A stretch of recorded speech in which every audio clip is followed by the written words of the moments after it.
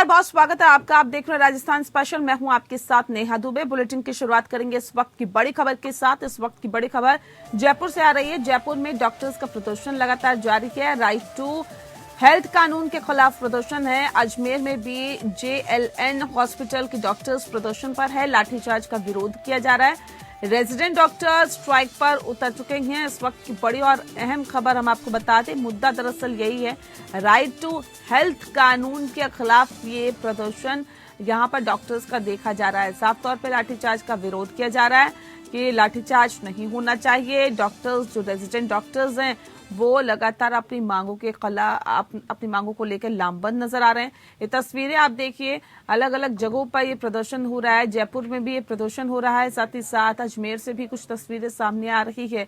अजमेर में भी JLN hospital के डॉक्टर्स जो हैं वो प्रदर्शन कर रहे हैं। ये तस्वीरें बता रही है डॉक्टर्स के ऊपर लाठीचार्ज किया जा रहा है, लाठी भांजी जा रही है, जिसका विरोध भी ये डॉक्टर्स कर रहे हैं, क्योंकि इनका कहना है कि देखिए, हम लोगों के हेल्थ के साथ खड़े रहते हैं, उनके हेल्थ को ठीक करते हैं, उनके स्वास्थ्य को ठीक करते हैं, और हम पर इस तरह से लाठी बरसाना ये कहाँ तक उचित है। और कुछ तस्वीरें जो हैं वो ये बता रही है कि कैसे लोग जो है वो परेशान है। ये डॉक्टर्स परेशान है। देखिए, बैरिकेड्स गिर गए, ऐसे लोगों पर लाठियां, इस डॉक्टर्स पर लाठियां भाजी जा रही है। रेजिडेंट डॉक्टर ये बताए जा रहे हैं। राइट टू हेल्थ कानून के खिलाफ ये प्रदर्शन लगातार जारी है। अलग अलग जगहों से जो तस्वीरें आ रही है वो बता रही है कि अलग अलग जगहों पर जो डॉक्टर्स है वो सड़कों पर उतर चुके हैं, सरकार के खिलाफ लामबंद नजर आ रही हैं, अपनी मांगों को प्रमुखता से उठा रहे हैं। और ये देखिए, बताने की कोशिश की, देखिए किस तरह से जो पुलिस है वो प्रताड़ित कर रही है। पुलिस जो है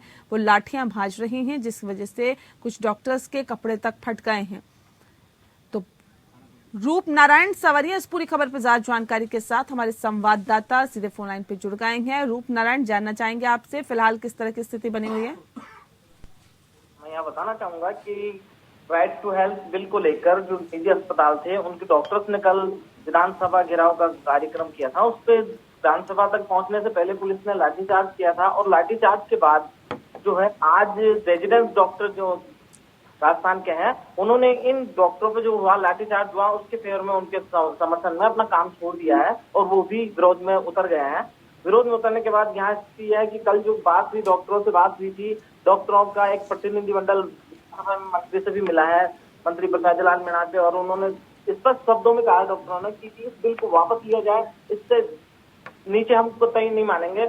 और प्रसाद लाल से इतनी बात करके वो डॉक्टर के जो 5 व्यक्तियों का प्रतिनिधिमंडल गया था वो वापस उठ के आ गया। और ऐसे हालात में जो आज के जो हालात बन रहे हैं राजस्थान में, जयपुर की खासकर बात करूं तो जयपुर के हॉस्पिटल में जो रेजिडेंट डॉक्टर थे, जिनके भरोसे हॉस्पिटल सारे चल रहे थे, वो डॉक्टर आज वहां पे सीट पे नहीं, वो काम नहीं कर रहे हैं। तो आम जनता को और मरीजों को जो बीमार वहां भर्ती है या फिर जो दिखाने आउटडोर में आ रहे हैं, उनको बड़ी परेशानियों का सामना करना पड़ रहा है। हालात ये है कि वो एक दूसरे से पूछताछ करते फिर रहे हैं हॉस्पिटलों में कि कहाँ जाएं, क्या करें, किसको क्या बताएं, क्योंकि डॉक्टर ना होने की वजह से उनको बड़ी प्रॉब्लम हो रही है। जी, बहुत शुक्रिया आपका रूप नारायण, तमाम जानकारी हम तक पहुंचाने के लिए। तो आपको बता दें कि कल विधानसभा का घेराव करने के लिए डॉक्टर्स निकले थे और तभी लाठियां भांजी गई थी। इसके बाद अब आज उन लाठी जो भांजी गई थी उसका विरोध रेजिडेंट डॉक्टर कर रहे हैं।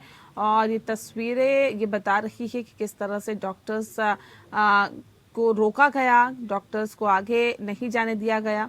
और जो तमाम डॉक्टर्स हैं वो लगातार प्रदर्शन कर रहे थे और राइट टू हेल्थ बिल जो है उसका लगातार विरोध कर रहे थे, सरकार के खिलाफ लामबंद नजर आ रहे थे। लेकिन आज जो प्रदर्शन हुआ, वो जो लाठियां बांधी गई उसके खिलाफ ये प्रदर्शन हुआ। इनका कहना है कि हम लोगों की सेहत का ख्याल रखते हैं, हम लोगों को सही करते हैं, स्वस्थ रखते हैं, लेकिन उसके बावजूद हम लोगों की नहीं सुनी जाती और हम लोगों को लाठियों हमें खिलाई जाती है और लाठियां हम पे बरसाई जाती है, जो कतई उचित नहीं है।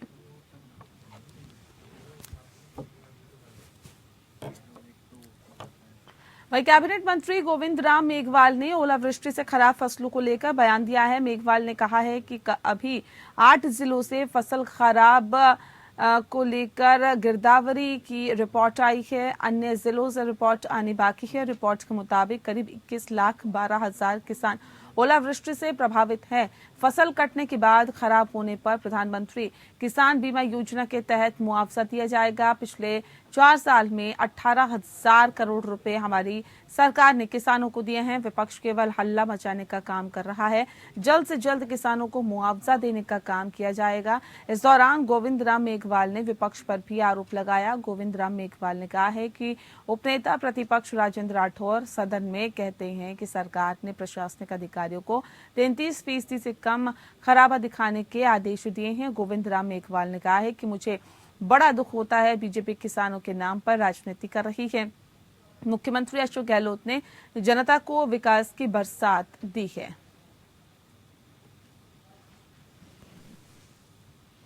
वो 103 लाख हेक्टेयर में क्षेत्रफल में जो है फसल की बुआई होती है, लेकिन इस बार बारिश को अच्छा देखते हुए 109 लाख हेक्टेयर में जो है रबी फसल की बिजाई की गई।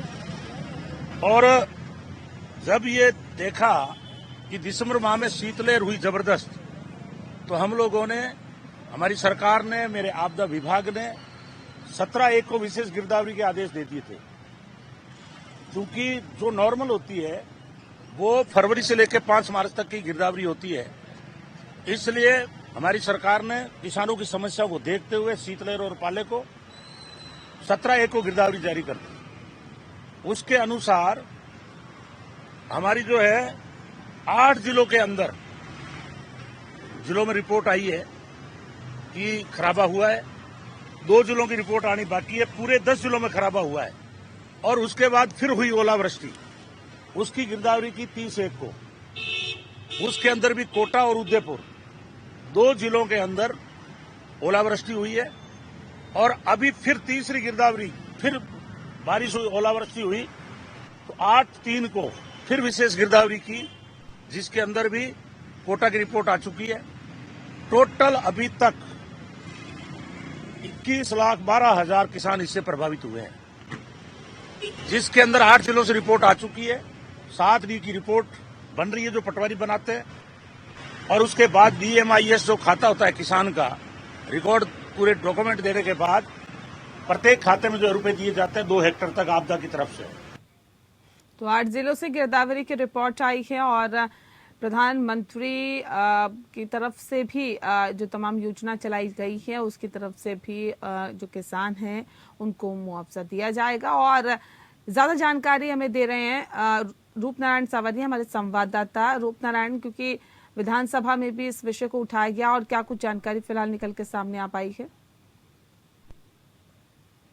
चाहूंगा कि ये जो है पिछले दिनों में जो बरसात और ओलावृष्टि राजस्थान में हुई, उससे काफी नुकसान किसानों का हुआ है। और तुरंत ही जैसे ही ये ओलावृष्टि और वो है किसानों के नुकसान की जो बात हुई, उसको देखते हुए राजस्थान सरकार ने तुरंत गिरदावरी के आदेश दिए, क्योंकि खुद मुख्यमंत्री इस मामले को लेकर संवेदनशील है और किसानों के प्रति वो सजग रहे हैं। इसको लेकर तुरंत उन्होंने गिरदावरी करवाई। राजस्थान सरकार ने गिरदावरी करवा दी। उसके बाद जो रिपोर्ट आया है वो 8 जिलों का आ चुका है, लेकिन अभी 2 जिले बाकी हैं। इनके साथ साथ 10 जिले जो मुख्य तौर पर ओलावृष्टि की चपेट में आए हैं, उन जिलों के अलावा भी कई छोटे छोटे जगह हैं जहाँ पे ये मामला खराब हुआ है और वहां से वो रिपोर्ट आ रही है। राजस्थान सरकार का कहना है, उनके मंत्री जो गोविंद राम मेघवाल है, आपदा मंत्री, उन्होंने कहा है कि किसानों को जो नुकसान हुआ है उसकी भरपाई के लिए प्रधानमंत्री फसल बीमा योजना है। प्रधानमंत्री फसल बीमा योजना के तहत उनको मुआवजा दिया जाएगा। प्लस पर वहाँ कहानी अलग है कि जहाँ प्रधानमंत्री फसल बीमा योजना से कोई किसान ना जुड़ा हो तो उसे आपदा प्रबंधन से वो सहायता राशि दी जाएगी। और राजस्थान सरकार पूरी तरीके से इस मामले में संवेदनशील है और उन्होंने जो गिरदावरी करवाई है उसकी रिपोर्ट के अनुसार वो कार्य कर रही है। लेकिन यहाँ पे मैं कहना चाहूंगा कि भारतीय जनता पार्टी जो है, उनके जो वो है राजेंद्र सिंह राठौड़, उन्होंने विधानसभा में इस मसले को उठाया और ये आरोप लगाया कि जो अधिकारी या कर्मचारी जो गए हैं रेवेन्यू विभाग से, जिन्होंने गिरदावरी करनी है, उनको ये कहा गया है कि 33% से कम खराबा दिखाने के कारण किसानों को मुआवजा नहीं मिल पाएगा। लेकिन ऐसा हालात अभी आए नहीं है सामने। कहीं से किसानों ने ये आवाज नहीं उठाई है कि किस तरीके से जो ज्यादा फसल वहां खराब हुई वहां पे अगर कम बता के और सरकार बचना चाह रही हो।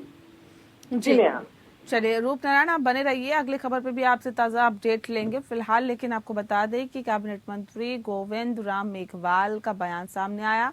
ओलावृष्टि से खराब फसलों को लेकर उन्होंने मौजूदा सरकार पर कटाक्ष किया और साथ ही साथ उन्होंने 8 जिलों से गिरदावरी की रिपोर्ट सामने आई है इस बात को कहा है और साथ ही साथ इस बात को भी कहा है कि अन्य जिलों से रिपोर्ट आना अभी बाकी है। राजस्थान विधानसभा में मुंडावर विधायक मंजीत धर्मपाल चौधरी ने मुंडावर विधानसभा क्षेत्र में पूर्णतः क्षतिग्रस्त हो चुकी 10 सड़कों के निर्माण के लिए विशेष पैकेज की मांग की और सार्वजनिक निर्माण मंत्री का ध्यान आकर्षित किया है। क्षेत्र की 10 सड़कों की कुल लंबाई 58.38 किलोमीटर और लागत 51.60 करोड़ रुपए होना बताया गया है। विधायक चौधरी ने बोलते हुए कहा कि आपने अलवर जिले में 420 करोड़ रुपए की सड़कें दी, लेकिन विधानसभा क्षेत्र मुंडावर के लिए 1 रुपया सड़क का निर्माण के लिए नहीं दिया।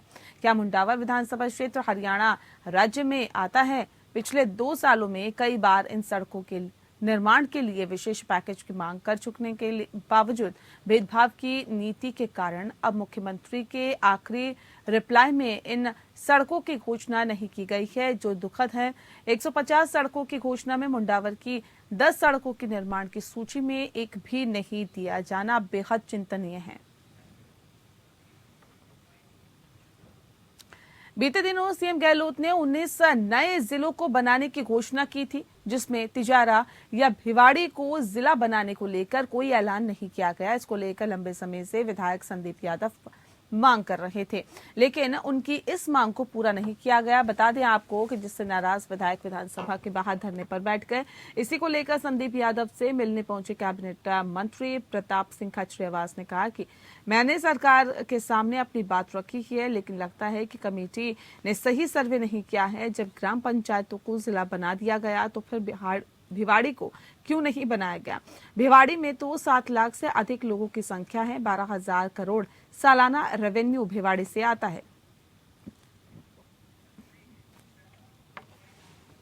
बानसूर के पंचायत समिति सभागार में उपखंड अधिकारी राहुल सैनी की अध्यक्षता में ब्लॉक स्तरीय अधिकारियों की बैठक आयोजित हुई। बैठक में उपखंड अधिकारी राहुल सैनी ने बताया कि 22 मार्च बुधवार से सामाजिक सुरक्षा अभियान का शुभारंभ किया जा रहा है, जिसमें ग्रामीणों को सरकारी योजना जैसे पेंशन योजना, कन्यादान योजना, खाद्य सुरक्षा योजना, चिरंजीवी योजना आदि के बारे में जानकारी दी जाएगी और जिन लोगों को सरकारी योजना का लाभ नहीं मिल पा रहा है और उन वंचित लोगों को सरकारी योजना का लाभ दिलवाया जाएगा।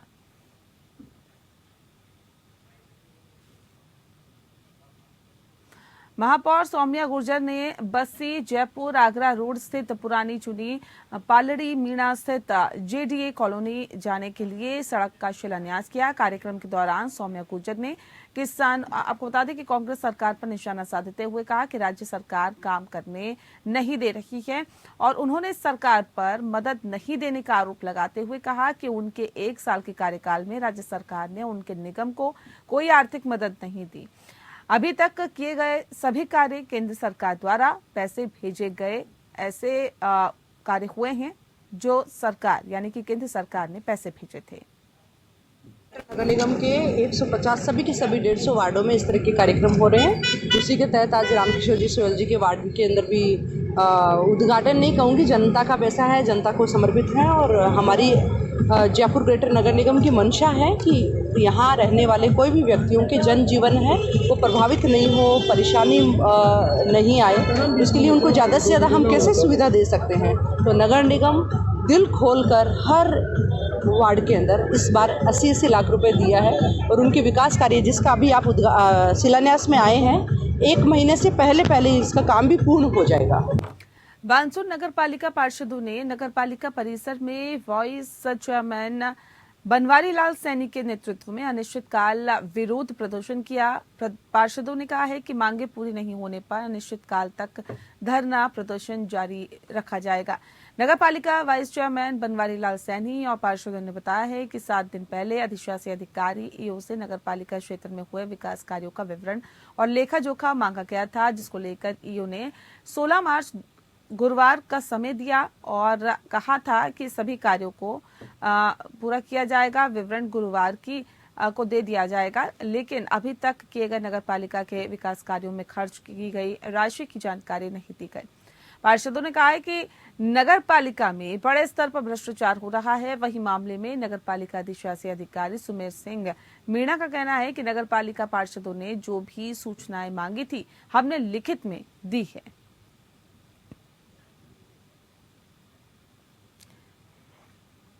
एसीबी मुख्यालय के निर्देश पर नागौर टीम ने कार्रवाई करते हुए जायल तहसील क्षेत्र के पटवार हल्का खाटू कला के पटवारी ओम प्रकाश मेघवाल को 2,25,000 रुपए की रिश्वत लेते रंगे हाथों गिरफ्तार किया।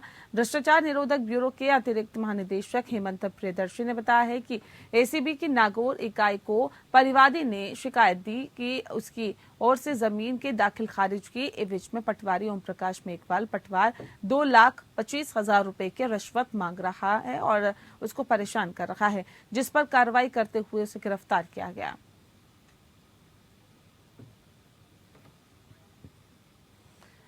जयपुर विकास प्राधिकरण ने सरकारी जमीन पर अवैध अतिक्रमण को लेकर बड़ी कार्रवाई की है। प्राधिकरण ने कार्रवाई करते हुए करीब 8 बीघा सरकारी जमीन को अतिक्रमण मुक्त कराया है। सरकारी भूमि का बाजार मूल्य करीब 650 करोड़ रुपए बताया जा रहा है।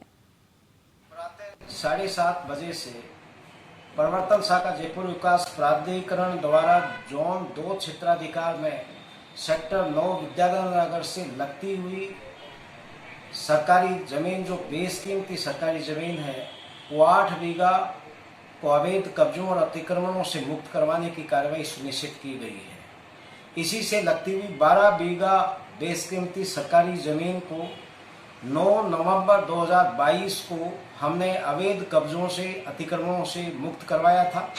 करीब 40-50 सालों से वहाँ पे मार्बल के गोडाउन्स बने हुए थे।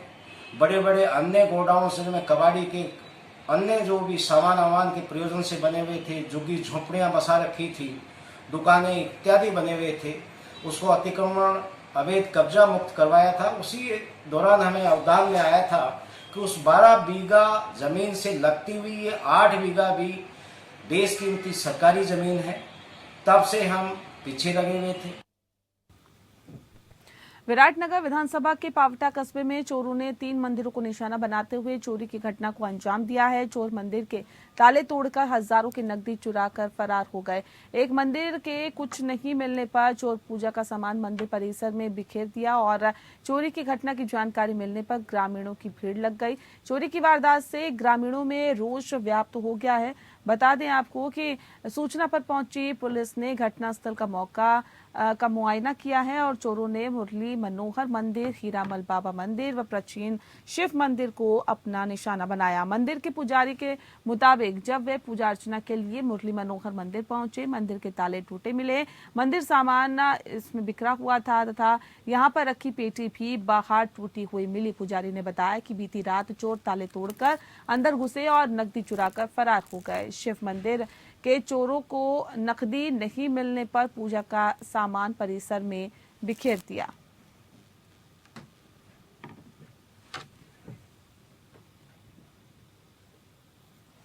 खेड़ली थाना क्षेत्र के घाटा भावरा के रामपुरा पावटा गांव में एक स्कूल बस में एक युवक का शव मिलने से हड़कंप मच गया। जानकारी के मुताबिक बस चालक जब सुबह स्कूली बच्चों को ले जाने के लिए आया तो उसने देखा कि बस के अंदर एक युवक का शव पड़ा है, जिसकी सूचना उसने ग्रामीणों को दी और घटना की सूचना पर पहुंची पुलिस ने शव को कब्जे में रखकर वो मामले की जांच में जुट गई।